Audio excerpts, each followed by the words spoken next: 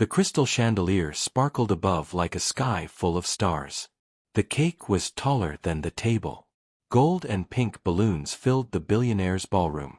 But every single chair was empty.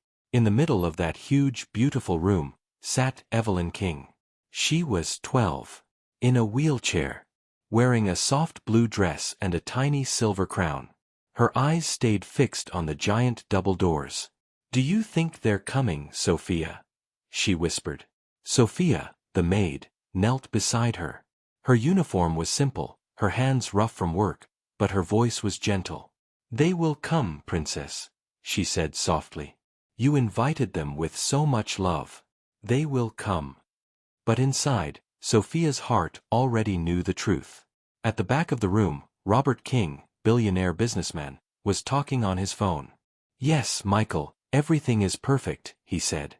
"The best decorations, the best cake. Only the best for my daughter." He cut the call, looked around the empty room, and his jaw tightened. "Where are these people?" he muttered. The big clock on the wall struck 4 p.m. Party time. No one came. 4:15. Still no one. The band shifted uncomfortably with their instruments. The candles on the cake waited to be lit. Evelyn adjusted the crown on her head. Maybe Emma will come first," she said, trying to sound hopeful. "She said she would. She promised." Sophia felt her stomach twist. She had seen the parents' messages. She had heard their cruel words about that disabled girl's party. She knew those rich kids were not coming. "Dad," Evelyn called out suddenly. "Do you think if I could walk, they would be here already?" The question hit like a slap. Robert looked away. He didn't answer. Have you ever watched a child slowly understand that people are avoiding them, and start thinking they are the problem? Sophia could not take it anymore. In that silent, glittering room, she made a decision. If the rich would not come for Evelyn, the maid would bring a different kind of guest. Even if it cost her job. The party had started. The decorations were perfect. The tables were full of snacks and gifts. Only one thing was missing. Guests.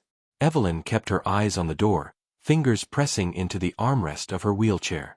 "Maybe their cars got stuck in traffic," she said softly. "Rich people are always late in movies, right?" Sophia forced a smile. "Yes. Maybe that's it." At the back of the room, staff stood against the wall, heads down. They had all seen it before. Rich people who cared more about showing off than showing up. Robert checked his watch again and walked over to Sophia. "Are you sure the invitations were sent?" he asked sharply. "Yes, sir," Sophia said. "I personally gave them to most of the drivers at school." "Then why is this room empty?" he snapped. Sophia didn't speak. How could she tell him the truth? That rich parents didn't want their children at a disabled girl's party? "Dad," Evelyn said carefully, "maybe you can call some of them? Maybe they forgot." "We don't chase people," Robert said coldly. "If they want to come, they will come." The words were sharp. They weren't meant to hurt her. But they did. Sophia's cheap phone buzzed in her apron pocket. She stepped back and checked it. "Parents group, Evelyn's class. We're not going. My daughter says seeing her in the wheelchair makes her sad." "Same here. We want our kids around positive energy only. We'll just comment, 'Happy birthday,' on her post later. That's enough." Then one more message. "Emma's mom, Evelyn is sweet, but it's too awkward. Emma doesn't want to spend the afternoon there. We'll send a gift. Positive energy." Sophia looked up at Evelyn. A child who always said, "Please," and "Thank you." Who never shouted. Who never made trouble. What was not positive about her? Sophia went back. "Do you want juice, princess?" she asked gently. Evelyn shook her head. "No. I just want someone to walk through that door." Her voice was thin, like it could break. "Do you think I did something wrong?" Evelyn asked suddenly. Maybe they don't like me. Maybe I talk too much. Or maybe. She glanced down at her legs, covered with a blanket. Maybe they're scared to be near me. Sophia's throat closed. You did nothing wrong, she said firmly. Nothing. Evelyn gave a small, sad smile. It's okay, she whispered. I'm used to people saying, next time. Sophia watched her, and something inside her snapped. Enough. She couldn't make those rich kids come. But maybe, just maybe, she could bring someone much better. She leaned close and said softly, Evelyn, I'll be right back. Don't lose hope yet, okay? Where are you going? Evelyn asked. Sophia smiled a little. To find the people who know how to be real friends. And with that, she walked out of the ballroom. The staff corridor was quiet and narrow, a complete contrast to the bright ballroom. Sophia stepped into the small staff room and finally let her shoulders drop. She opened her phone and scrolled through the parents' chat again, her eyes burning with anger. My son said the party will be boring. That girl can't even play like others. Imagine all the photos, my child standing next to a wheelchair. No, thanks. Sophia closed her eyes.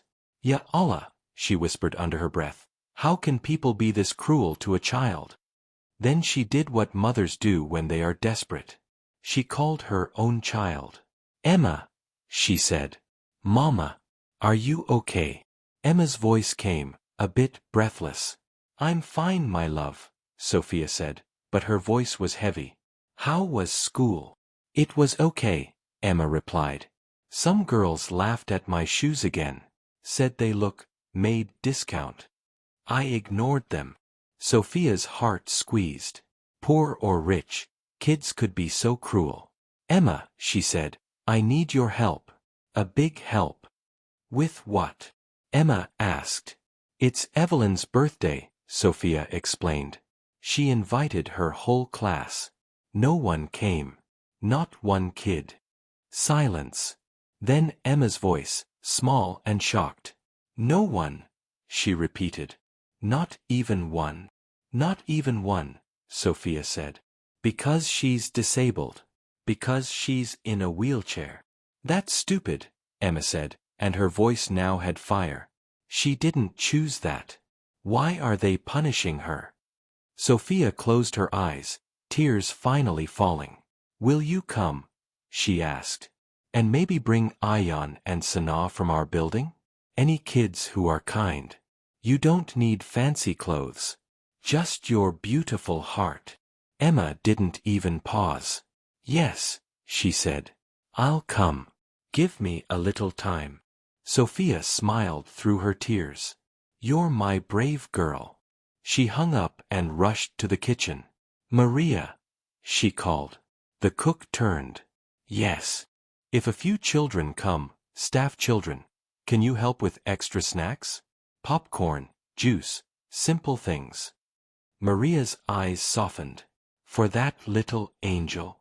Of course. She always thanks me. No one else does. Lastly, Sophia went to the security gate. John Bye, she said to the guard. Your boys, do they like cake? He laughed. They dream of cake. Bring them, Sophia said. And any other staff kids. Tell them there is a birthday party. For a girl who has everything. But friends. John hesitated. What if Mr. King finds out and is angry? Sophia took a deep breath. Then I will take the blame, she said. I would rather lose this job than watch that child cry alone in a golden cage. She turned to go back. Her plan was crazy, risky, dangerous. But in her heart, one hope burned. Maybe poor children could give the richest gift. When Sophia came back to the ballroom, she saw Evelyn still sitting where she left her. The music had stopped. The band was silent. The candles on the cake were still unlit. Sophia walked over and forced a light tone. Still waiting, princess? She asked. Evelyn gave a small shrug. I guess they're not coming, she said. That hurts, Sophia said gently. Yeah, Evelyn whispered. But it's okay. I'm used to people being busy. Sophia pulled a chair and sat beside her. Can I ask you something? She said. Sure, Evelyn replied. If you could have one wish today, Sophia asked. Just one, what would it be? Evelyn smiled sadly. When I was younger, she said, I always wished to walk. Every year. I would close my eyes and imagine standing up from this chair and running. Everyone would clap. They'd say, look, she's normal now. She swallowed. But this year, I wished for something else. What? Sophia asked softly. I wished for one real friend, Evelyn said. Not someone who comes because Dad is rich. Not someone who takes a photo with me and then laughs later. Just someone who sits beside me and doesn't care if I'm in a chair. Those simple words hit Sophia harder than anything. She thought of Emma, of Ayun, of Sena. Children who knew what it felt like to be left out. You know, Sophia said, sometimes the best friends come from places we don't expect. Like where? Evelyn asked. Another school? Sophia smiled a little. Maybe from another part of this same house. Before Evelyn could ask more, Robert walked in again, looking annoyed. This is ridiculous, he said. Not one guest. Sophia, tell the band to play. We'll cut the cake, take a few pictures, send them to the media. It will look like a great party. That's what matters. Evelyn flinched. I don't want fake pictures, she said quietly. I wanted real people. Robert sighed. We don't have time to be emotional, Evelyn. We control the story. That's how we survive. He walked out again, phone ringing. Sophia looked at the big clock. It was almost 5 p.m. Somewhere outside, kids in simple clothes were rushing toward the mansion gates. In a few minutes, the entire story of this day would flip. But one big question still stood. Would Robert allow those poor kids inside? At exactly 5:03 p.m., the doorbell rang. Ding, dong. Everyone froze. Evelyn's head snapped up. Her eyes shone with sudden hope. Someone's here, she gasped. Robert reached the main door and opened it. On the steps stood 6 children. Their clothes were neat but simple. One boy wore sandals. A girl had a small tear in her dress, carefully stitched. In the middle stood Emma, holding a box wrapped in newspaper with a pink ribbon. I'm Emma, sir, she said nervously. Sophia's daughter. We came for Evelyn's birthday. If that's okay. Behind them stood John's boys, Maria's niece, and 2 other staff children. Robert's face hardened. This is a private event, he said. For my business friends and their children. Not Dad. Evelyn's voice came from behind. Who is it? Sophia hurried forward before he could shut the door. Sir, she said quickly, I invited them. Your daughter's classmates didn't come. But these children wanted to. They don't care about her wheelchair. They just want to celebrate her. One little boy stepped forward. We brought her a gift, he said. It's not expensive. But it's from us. He held up a small car toy wrapped in simple paper. Robert looked at their faces. No fake smiles. No attitude. Just honest, nervous kindness. Evelyn rolled herself a little forward with effort. She could now see them from the hall. Are they here for me? She asked softly. Yes, Sophia said. They came just for you. Evelyn's eyes filled with tears. Please, Dad, she said. Can they come in? I don't care about brands or fancy dresses. I just don't want to be alone. The room went quiet. The billionaire, the maid, the staff, the children. Everyone watched Robert. He could say no and shut the door, or say yes, and open much more than that. He sighed deeply. Come in, he said at last. The kids stepped into the ballroom, eyes wide. Whoa, one whispered. It's like a movie set. Sophia rolled Evelyn closer. Emma smiled shyly. Hi, she said. Happy birthday. I'm Emma, your maid's daughter. Evelyn smiled, tears in her eyes. I always wanted to meet you, she whispered. The band, still confused, started to play a cheerful tune. The room, which was cold and empty a few minutes ago, now began to fill with real life. But another question hung in the air. Would Robert just allow this, or truly accept it? Soon the ballroom sounded like a real party. Kids laughed as they chased balloons. Someone almost dropped a plate and giggled. Maria kept bringing more snacks, happy for the first time that day. Emma stood behind Evelyn's wheelchair. Can I try something? Emma asked. What? Evelyn said. Can I dance with you? Emma smiled. I'll move your chair slowly with the music. Only if you're okay. Evelyn's eyes lit up. No one has ever asked me that, she said. Yes. Let's dance. Emma gently started to spin the wheelchair in a small circle, matching the music. Evelyn lifted her hands, laughing as her crown shook. Sophia watched them with wet eyes. This, she thought, this is what she deserved all along. Robert walked closer, watching his daughter. She wasn't looking at her legs. She wasn't looking at the door. She was looking at her new friends. Dad. Evelyn called, smiling. Look. I'm dancing. He swallowed hard. Yes, he said quietly. You are. He stood there for a moment, then turned to Sophia. I was angry at you, he admitted, for bringing them without my permission. Sophia looked down. I'm sorry if I disrespected you, sir. I couldn't watch her cry anymore. You didn't disrespect me, he said. You saved my daughter from the cold hearts of my world. He cleared his throat and raised his voice. Everyone, listen, he said. The music lowered. The kids turned. The staff straightened. I used to be poor, Robert said slowly. I know what it feels like to be ignored. Somewhere along the way, I forgot that. Today, my maid reminded me. My daughter reminded me.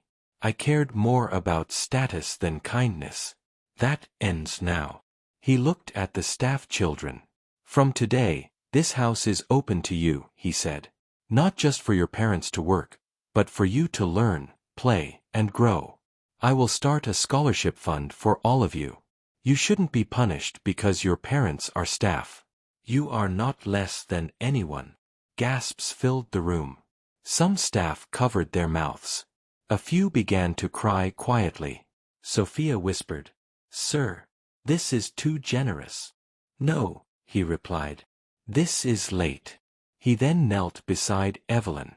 I'm sorry, he said, for not protecting you from people who didn't deserve you, for letting their silence hurt you. You are not a burden. You are the best part of my life. Evelyn hugged him as much as she could from her chair. Thank you for letting them in, she whispered. They made my wish come true. Your wish? He asked. I wished for one real friend, she said, smiling at Emma. But today, I got many. The band started playing Happy Birthday. The kids sang loudly, off-key, but with full hearts. Evelyn closed her eyes, made one more wish for every lonely child in the world, and blew out the candles. The camera clicked, but these pictures were different. Not for the news. Not for social media. For their hearts. That day, the billionaire finally understood. He was never truly rich, until he opened his doors to the people who had nothing, but gave everything. If you saw a girl like Evelyn, sitting alone at her own birthday party because everyone ignored her, what would you do? Would you walk away like it's none of your business, or would you sit beside her and become the friend she's been praying for? Tell me in the comments, have you ever seen someone left out like this, or have you ever felt like Evelyn?